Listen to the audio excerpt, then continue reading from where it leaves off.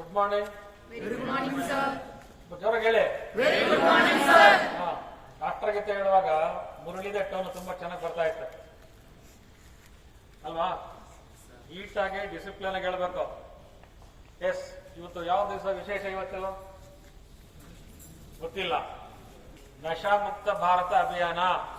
Okay, so ಇವತ್ತು ಇಡೀ ರಾಜ್ಯದಲ್ಲಿ ನಶಾ ಮುಕ್ತ ಅಭಿಯಾನ ಅಂತೇಳಿ ನಮ್ಮ ಸರ್ಕಾರ ವಿಶೇಷವಾಗಿ ಶಾಲಾ ಕಾಲೇಜುಗಳಲ್ಲಿ ಯುವ ಜನತೆಯಲ್ಲಿ ಜಾಗೃತಿಯನ್ನು ಮೂಡಿಸೋದ್ರ ಮೂಲಕ ಈ ದೇಶವನ್ನ ನಶೆಯಿಂದ, ಮಾದಕ ವಸ್ತುಗಳ ಸೇವನೆಯಿಂದ ಮುಕ್ತಗೊಳಿಸಬೇಕು, ಮತ್ತೆ ಆರೋಗ್ಯಕರವಾಗಿರ್ತಕ್ಕಂಥ ಒಂದು ಸಮಾಜವನ್ನು ನಿರ್ಮಾಣ ಮಾಡಬೇಕು ಅಂತಕ್ಕಂಥ ಒಂದು ದೃಢ ಸಂಕಲ್ಪವನ್ನ ಇವತ್ತು ನಮ್ಮ ಸರ್ಕಾರ ಇಟ್ಟಿದೆ.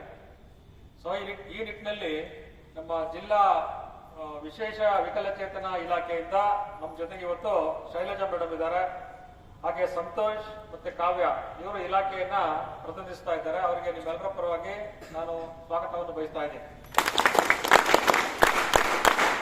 ಪ್ರೀತಿಯ ವಿದ್ಯಾರ್ಥಿಗಳೇ, ಇದೊಂದು ಮಹತ್ತರವಾದ ಗುರುತರವಾಗಿರ್ತಕ್ಕಂಥ ಜವಾಬ್ದಾರಿ ಯುವ ಜನರ ಮೇಲಿರ್ತಕ್ಕಂಥದ್ದು.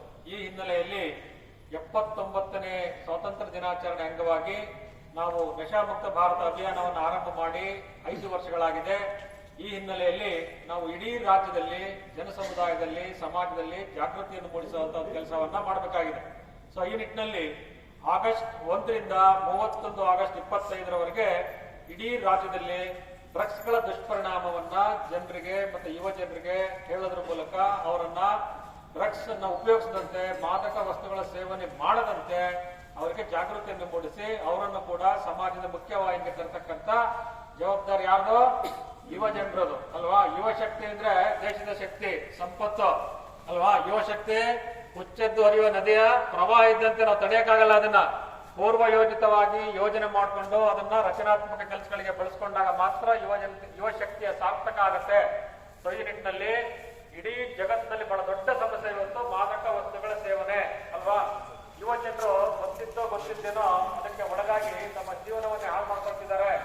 ಇದರಿಂದ ವೈಯಕ್ತಿಕ ವಿಘಟನೆ ಆಗುತ್ತೆ, ಕೌಟುಂಬಿಕ ವಿಘಟನೆ ಆಗುತ್ತೆ, ಮಾನಸಿಕ ಖಿನ್ನತೆಗೆ ಹೋಗ್ತಾರೆ, ಮತ್ತೆ ಇಡೀ ಭವಿಷ್ಯ ಕರಾಳ ಆಗುತ್ತೆ. ಮತ್ತೆ ವಿಶೇಷವಾಗಿ ಆರೋಗ್ಯದ ಮೇಲೆ ದುಷ್ಪರಿಣಾಮ ಬೀರುತ್ತೆ. ಖಿನ್ನತೆಗೆ ಹೋಗ್ತಾರೆ. ಬರೀ ಖಿನ್ನತೆಗೆ ಹೋದ್ರೆ ಪರವಾಗಿಲ್ಲ, ಅವನೊಬ್ಬ ಹಾಳಾದ್ರೆ ಪರವಾಗಿಲ್ಲ, ಆದ್ರೆ ಸಮಾಜದ ಶಾಂತಿಯನ್ನ ಹಾಳು ಮಾಡ್ತಾರೆ. ಮಾದಕ ವಸ್ತುಗಳನ್ನ ಸೇವನೆ ಮಾಡಿ ಅಪರಾಧಗಳನ್ನು ಮಾಡ್ತಾ ಇದ್ದಾರೆ. ಇವತ್ತು ಭಯ ಇಲ್ಲದೆ ರೀತಿ ವರ್ತನೆ ಮಾಡ್ತಾ ಇದ್ದಾರೆ, ಅನಾಗರಿಕವಾಗಿ ವರ್ತನೆ ಮಾಡ್ತಾ ಇದ್ದಾರೆ. ಎಲ್ಲ ನೋಡ್ತಾ ಇದ್ದೀರಾ ಅಲ್ವಾ? ರೇಪ್ ಆಗ್ತಾ ಇದೆ, ಸಾಮೂಹಿಕ ರೇಪ್ ಆಗ್ತಾ ಇದೆ. ಇವತ್ತು ನಾಗರಿಕ ಸಮಾಜ ತಲೆ ತೆಗೆಸುವಂತದ್ದು. ಇಂಥ ಅಪರಾಧಗಳ ಹಿನ್ನೆಲೆ ನೋಡಿದ್ರೆ ಅವನೆಲ್ಲ ಮದ್ಯಪಾನ ಮಾಡಿರ್ತಾನೆ, ಇಲ್ಲ ಡ್ರಗ್ಸ್ ಸೇವನೆ ಮಾಡಿರ್ತಾನೆ ಅಂತಕ್ಕಂಥದ್ದು ತನಿಖೆಯಲ್ಲಿ ತಿಳಿದು ಬರ್ತಾ ಇದೆ. ಸೊ ಹೀಗಾಗಿ ಇಡೀ ಜಗತ್ತಿನಲ್ಲಿ ಇವತ್ತು 64 ಮಿಲಿಯನ್ ಪೀಪಲ್ಸ್ ಈ ಡ್ರಗ್ಸ್ಗೆ ಗೊತ್ತಿಲ್ಲದೆ ದಾಸರಾಗಿದ್ದಾರೆ. ಇದರಿಂದ ಇದನ್ನು ಹೊರಗೆ ತರಬೇಕು. ಆ ನಿಟ್ಟಿನಲ್ಲಿ ನಾವು ಕೆಲಸವನ್ನು ಮಾಡಬೇಕಾಗಿದೆ. ಸೊ ಹೀಗಾಗಿ ಈ ನಶಾಮುಕ್ತ ಭಾರತ ಅಭಿಯಾನ 5 ವರ್ಷ ಪೂರೈಸಿರುವಂತಹ ಈ ಸಂದರ್ಭದಲ್ಲಿ ನಾವೆಲ್ಲರೂ ಕೂಡ ಒಂದು ಪ್ರತಿಜ್ಞೆಯನ್ನ ಮಾಡೋಣ. ನಾವು ಶಾಲಾ ಕಾಲೇಜುಗಳಲ್ಲಿ, ಇವತ್ತು ರಾಜ್ಯದ ಎಲ್ಲ ಶಾಲಾ ಕಾಲೇಜುಗಳಲ್ಲಿ ಅಭಿಯಾನವನ್ನು ಮಾಡ್ತಾ ಇದ್ದಾರೆ. ಹಾಗಾಗಿ ಈ ತರದ ಏನಾದರೂ ಪ್ರಕರಣಗಳು ಕಂಡು ಬಂದ್ರೆ ನಾವು ಸಂಬಂಧಪಟ್ಟಂತ ಪೊಲೀಸ್ನವರಿಗೆ ಮಾಹಿತಿಯನ್ನು ಕೊಡಬೇಕು, ಮತ್ತೆ ಅವರಿಗೆ ಆಪ್ತ ಸಮಾಲೋಚನೆ ಮಾಡಬೇಕು. ಆ ನಶೆಯಿಂದ ಹೊರಗೆ ಬರಬೇಕು, ಅವರು ಒಂದು ಸಮಾಜದ ಮುಖ್ಯವಾಹಿನಿಗೆ ಸೇರ್ಕೋಬೇಕು. ಸೊ ಈ ಹಿನ್ನೆಲೆಯಲ್ಲಿ ನಮ್ಮ ಕೆಲಸ ತುಂಬಾ ಪ್ರಾಮಾಣಿಕವಾಗಿರಬೇಕು, ಮತ್ತೆ ಪಾರದರ್ಶಕವಾಗಿರಬೇಕು. ಇದು ಕಾಟಾಚಾರಕ್ಕೆ ಆಗುವಂತದ್ದಲ್ಲ. ನೀವು ಕೂಡ ನೀವು ವಾಸ ಮಾಡೋ ಪ್ರದೇಶದಲ್ಲಿ, ನೀವಿರುವಂತಹ ಊರುಗಳಲ್ಲಿ ಯಾರೂ ಕೂಡ ನಶೆಯಿಂದ, ಮಾದಕ ವಸ್ತುಗಳ ಸೇವನೆಯಿಂದ ತಮ್ಮ ಭವಿಷ್ಯವನ್ನ ಹಾಳು ಮಾಡ್ಕೋಬಾರ್ದು. ಇದು ಬರೀ ಅವನೊಬ್ಬನಿಗೆ ಅವಮಾನ ಅಲ್ಲ, ಆ ಕುಟುಂಬಕ್ಕೆ ಅವಮಾನ ಇದು. ನೋಡಿದಿರಲ್ವಾ? ಒಬ್ಬ ಕುಟುಂಬದಲ್ಲಿ ಒಬ್ಬ ಯುವಕ, ಒಬ್ಬ ವ್ಯಕ್ತಿ ನಶೆಗೆ ಒಳಗಾದ್ರೆ ಇಡೀ ಕುಟುಂಬ ಹಾಳಾಗುತ್ತೆ. ಮಕ್ಕಳು ಬೀದಿ ಪಾಲಾಗ್ತಾರೆ, ಹೆಣ್ಣು ಮಕ್ಕಳು ಅನಾಥರಾಗ್ತಾರೆ. ಸೊ ಈ ಹಿನ್ನೆಲೆಯಲ್ಲಿ ಅದರಿಂದ ನಾವು ಅವರನ್ನು ಪಾರು ಮಾಡೋ ದೃಷ್ಟಿಯಿಂದ, ಆರೋಗ್ಯಪೂರ್ಣ ಸಮಾಜವನ್ನು ನಿರ್ಮಾಣ ಮಾಡೋ ದೃಷ್ಟಿಯಿಂದ ಯುವ ಜನತೆ ಒಂದು ದೃಢ ಸಂಕಲ್ಪವನ್ನು ಮಾಡೋಣ. ನಾನು ಪ್ರತಿಜ್ಞೆನ ಹೇಳ್ಕೊಡ್ತೇನೆ. ದಯಮಾಡಿ ನೀವೆಲ್ಲ ಪ್ರತಿಜ್ಞೆಯನ್ನು ನಾನು ಹೇಳಿದ ಮೇಲೆ ನೀವು ಹೇಳ್ಬೇಕು. ನಾವು ಗೊತ್ತಾಯ್ತಲ್ಲ? ಮತ್ತೆ ಯಾರು ಮಾತಾಡಬಾರ್ದು. ಓಕೆ? ಎಲ್ಲ ತಮ್ಮ ಬಲಗೈಯನ್ನು ಮುಂದ್ಮಾಡಿ.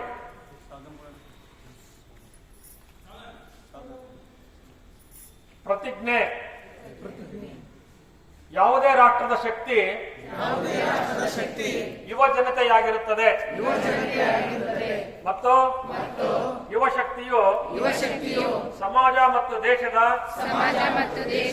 ಅಭಿವೃದ್ಧಿಗೆ ಅತ್ಯಂತ ಪ್ರಮುಖ ಕೊಡುಗೆಯಾಗಿದೆ.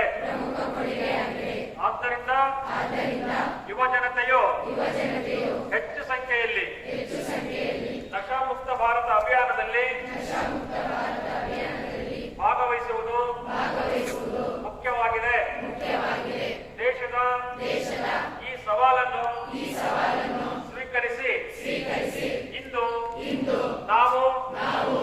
ಮುಕ್ತ ಭಾರತ ಅಭಿಯಾನದ ಅಡಿಯಲ್ಲಿ ಒಂದಾಗುತ್ತಿದ್ದೇವೆ ಮತ್ತು ಸಮುದಾಯ ಕುಟುಂಬ ಸ್ನೇಹಿತರು ಮಾತ್ರವಲ್ಲದೆ ಸ್ವತಃ ನಾವೆಲ್ಲರೂ ಮಾದಕ ವ್ಯಸನದಿಂದ ಮುಕ್ತರಾಗುತ್ತೇವೆಂಬ ಪ್ರತಿಜ್ಞೆಯನ್ನು ತೆಗೆದುಕೊಳ್ಳೋಣ.